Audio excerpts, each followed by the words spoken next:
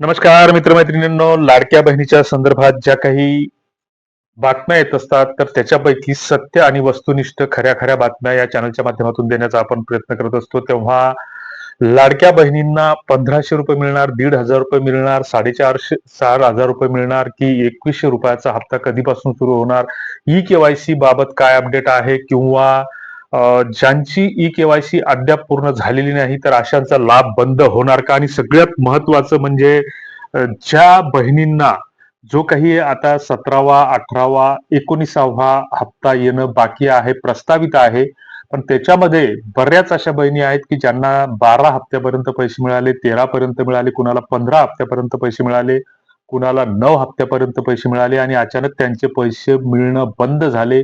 अशांसाठी सुद्धा काय करायचं त्याबाबतची माहिती आपण या व्हिडिओच्या माध्यमातून देणार आहोत. तेव्हा हे चॅनल सबस्क्राईब केलं नसेल तर सबस्क्राईब करा, इतरांना सुद्धा शेअर करा आणि शेवटपर्यंत या व्हिडिओवर टिकून राहा. ही सगळी माहिती तुमच्यासाठी महत्वाची आहे.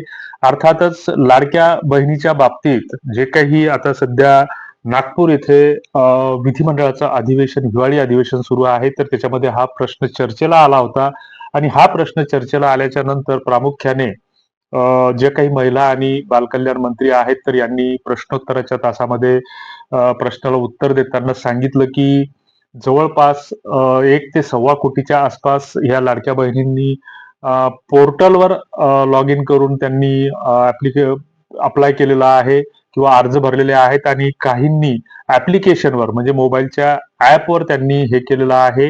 आणि ई केवायसी बाबत ज्यांनी जे काही बोगस लाभार्थी त्यांना आढळून आलेले आहेत ती जवळपास 14,000च्या आसपास जे काही आहेत तर ते पुरुष लाभार्थी आहेत आणि त्याच्यामध्ये काही विशेषतः सरकारी कर्मचारी आहेत अशी सुद्धा माहिती दिली.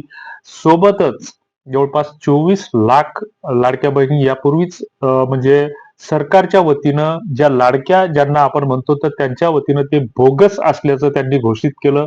वास्तविक ते बोगस लाभार्थी असू शकतात, मात्र बहिणींना बोगस म्हणणं हे आम्हाला तरी योग्य किंवा उचित वाटत नाही.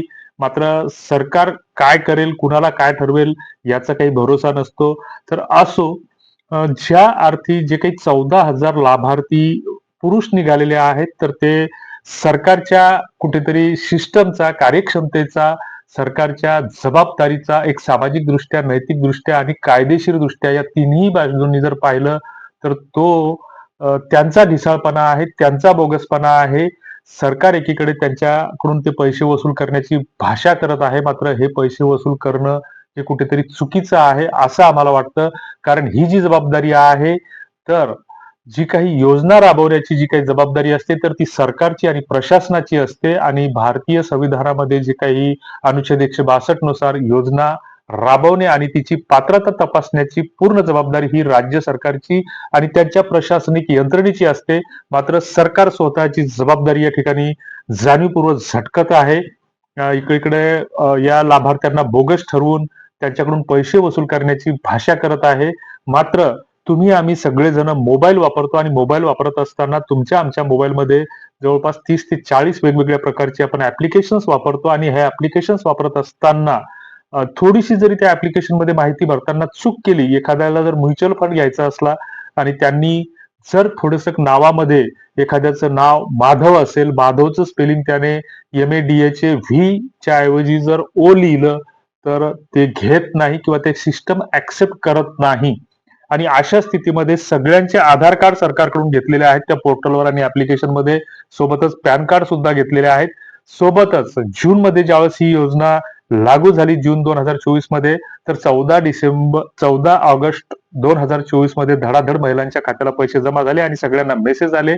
आणि त्यावेळेस मेसेज आल्याच्या नंतर ज्यांची नियमित खाते होती ती सगळी खाती बंद केली होती केवायसी साठी, डॉर्मॅट, स्टॉप आणि इनऑपरेटिव्ह ठरवून. आणि अशा स्थितीमध्ये पैसे काढण्यासाठी महिलांच्या बँकांमध्ये रांगा लागल्या होत्या आणि त्यावेळेस परत केवायसी करावी लागली. आणि बँकेमध्ये सुद्धा खातं ओपन करताना तुम्हाला एक मॅन्डेटरी प्रश्न विचारला जातो की तुमचं लिंग काय आहे, स्त्री आहे, पुरुष आहे की थर्ड जेंडर आहे, म्हणजे तृतीय पंथी ज्याला म्हणतो आपण. तर हे 3 ऑप्शन असतात, ते सिलेक्ट केल्याशिवाय तुमचं खातंच ओपन होत नाही. बऱ्याच जणांच्या बाबतीत कुमारी किंवा कुमार, श्रीमती हे शब्दप्रयोग सुद्धा वापरले जातात. आणि अशा स्थितीमध्ये जर समजा स्त्री येत असेल किंवा मिस्टर येत असेल तर मग ह्या कुठेतरी सिस्टममध्ये त्यांनी जाणीवपूर्वक फिल्टर लावलेला नाही. हा घोटाळा जो आहे तो सरकारचा आहे आणि सरकारनं याचं उत्तरदायित्व स्वीकारलं पाहिजे असं आम्हाला वाटतं. राहिला प्रश्न 17व्या आणि 18व्या हप्त्याचं म्हणजे जे नोव्हेंबर आणि डिसेंबरचे पैसे येऊ घातलेले आहेत, तर याबाबत जी काही सरकारी सूत्राकडून जी काही शक्यता वर्तवली जात आहे, तर अद्यापपर्यंत जे काही माध्यमांवर बातम्या येत आहेत सातत्याने, की दररोज लाडक्या बहिणीच्या खात्याला आज 3,000 जमा झाले, आज 12 बँकात जमा झाले, आज 12 जिल्ह्यात जमा झाले, या बँकेत जमा झाले, त्या बँकेत जमा झाले, सगळ्या बातम्या खोट्या आहेत. जवळपास 1 डिसेंबरला तीच बातमी दिसते, 2 डिसेंबरला तीच दिसते, 3 डिसेंबरला तीच दिसते, 4 डिसेंबरला तीच दिसते. ह्या स्लाईड तुम्हाला दिसत आहेत, की हे फक्त तुम्हाला आम्हाला सगळेजण श्रुत्या बनवण्याचा प्रयत्न हे आपलीच लोक कुठेतरी युट्यूबच्या माध्यमातून बातम्यांच्या माध्यमातून करत आहेत. तर अशा गोष्टींवर विश्वास ठेवू नका.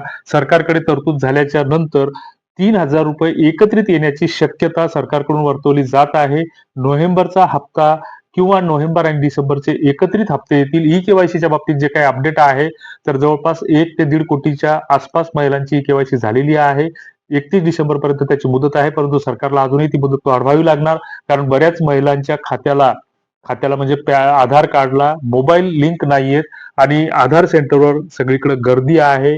गर्दी असताना त्याचंही सर्व्हर कुठेतरी कोलॅप्स होतं, क्रॅश होतं आणि अशा स्थितीमध्ये ते मोबाईल लिंक केल्याच्या नंतर 2 दिवस 3 दिवस घातल्याच्या नंतर 4-5 दिवस त्याला अपडेट व्हायला लागतात. मग एखादी भगिनी जर 28 डिसेंबरला जर समजा त्या मोबाईलला आधार लिंक करत असेल, तर ते अपडेट व्हायला कदाचित जानेवारीचा पहिला आठवडा उजाडेल आणि अशा स्थितीमध्ये या विहित मुदतीमध्ये केवायसी होणं शक्य नाही. ही गोष्ट समजून घेण्यासारखी आहे. त्यामुळे सरकारला एकतर त्या लाभार्थ्यांचा लाभ जाणीवपूर्वक बंद करायचा आहे किंवा यासाठी मुदत वाढवावी लागणार आहे. दुसरीकडे जवळपास 15 दिवसापूर्वी अदितीताई तटकरे यांनी विधान केलं होतं, माध्यमांसमोर बोलताना सांगितलं होतं, की ज्या बहिणींना पती नाही किंवा पतीपासून विभक्त राहतात, काहीच्या बऱ्याच जणींच्या भानगडी आहेत, की नवऱ्याचं आणि त्यांचं पटत नाही, तर अशा स्थितीमध्ये नवऱ्याचं आधार कार्ड मिळणं शक्य नाही, त्यांना वडीलही नाहीत. तर अशांसाठी आम्ही पोर्टलवर अपडेट करू. मात्र पोर्टलवर अजून काही तसं अपडेट आलेलं नाहीये. त्याच्यानंतर अंगणवाडी सेविकांकडून सुद्धा हे फॉर्म स्वीकारले जातील किंवा सीएससी सेंटरवर हे स्वीकारले जातील. मात्र त्याबाबत अजून ताजं अपडेट अजून प्राप्त झालेलं नाही हा व्हिडिओ तयार करत असताना. दुसरीकडे त्याबाबतही त्यांनी काळजी किंवा घाई करण्याचं काहीही कारण नाही. आणि सगळ्यात महत्वाचं, ज्या बहिणींना 12 हप्त्यापर्यंत पैसे मिळाले किंवा 14 हप्त्यापर्यंत मिळाले, 15 हप्त्यापर्यंत मिळाले, तर त्यांनी त्याच्यानंतर त्यांचा लाभ अचानक बंद झाला. खाते तपासतात किंवा वेगवेगळे खाते चेक करतात, मात्र कुठल्याच खात्याला ते पैसे देत नाहीत. मात्र कुठल्याही योजनेचा लाभार्थी असो, एखाद्याचा अचानक आकस्मिकपणे लाभ जर बंद केला जात असेल, तर संबंधित यंत्रणेमार्फत त्या लाभार्थ्याला कळवणं किंवा त्याला माहिती करून घेणं, की त्याचा लाभ कशामुळे त्याला नाकारला गेला, हा त्याचा घटनादत्त अधिकार आहे, संविधानाने दिलेला अधिकार आहे. आणि अशा स्थितीमध्ये जर असे अचानक हप्ते बंद झाले असतील, तर जो काही एकात्मिक प्रकल्प अधिकारी असतील किंवा महसूल प्रशासन असेल, तर त्यांच्याकडे माहितीच्या अधिकारात या महिला भगिनींनी अर्ज केला पाहिजे किंवा त्यांना कळत नसेल तर आपल्या शिकलेल्या माणसाच्या हाताने तो अर्ज केला पाहिजे किंवा ऑनलाईन अर्ज करण्याची सुद्धा आरटीआय अंतर्गत सुविधा आहे. सगळ्यांनी जर जाब विचारला किंवा मुख्यमंत्र्यांचा मेल आयडी सहजपणे महिला व बाल कल्याण विभागाच्या किंवा अर्थमंत्र्यांचे मेल आयडी सहजपणे उपलब्ध आहेत गुगलवर, ते सर्च करून त्यांना सुद्धा ड्राफ्टिंग करून वेड्यावाकड्या शब्दामध्ये, की माझा लाभ का बंद करण्यात आलेला आहे, तुमच्या डिटेल्स त्याच्यामध्ये भरा, असं चौघडीकडून जर सरकारवर दबाव केला, तर त्याच्यामध्ये वाटल्यास धमकी द्या, की पुढच्या येणाऱ्या निवडणुकांमध्ये आम्हाला तुम्हाला मतदान करण्याबाबत गांभीर्यानं विचार करावा लागेल, असं त्यांना निक्षून सांगा. त्याच्याशिवाय ज्या काही महिलांचं जे काही लाभ देऊन जे काही गुलाम बनवण्याचं या व्यवस्थेकडून षडयंत्र सुरू आहे, तर हे कुठेतरी मोडीत काढणं तुमची आमची जबाबदारी आहे. बाकी खोट्या बातम्यांवर विश्वास ठेवू नका. तुमच्या काय फीडबॅक आहेत, कॉमेंट्स आहेत, त्या कमेंट बॉक्समध्ये नक्की कळवा. तुम्हाला कितपर्यंत लाभ मिळाला, नाही मिळाला, किती हप्त्यापर्यंत मिळाला, ते कॉमेंट बॉक्समध्ये कळवा, की मला 14 हप्ता मिळाला, 13 हप्ते मिळाले, 12 हप्ते मिळाले. त्यानंतर आपण त्याचं ड्राफ्टिंग कसं करायचं याबाबतचा सविस्तर व्हिडिओ बनवू. तुर्तास धन्यवाद.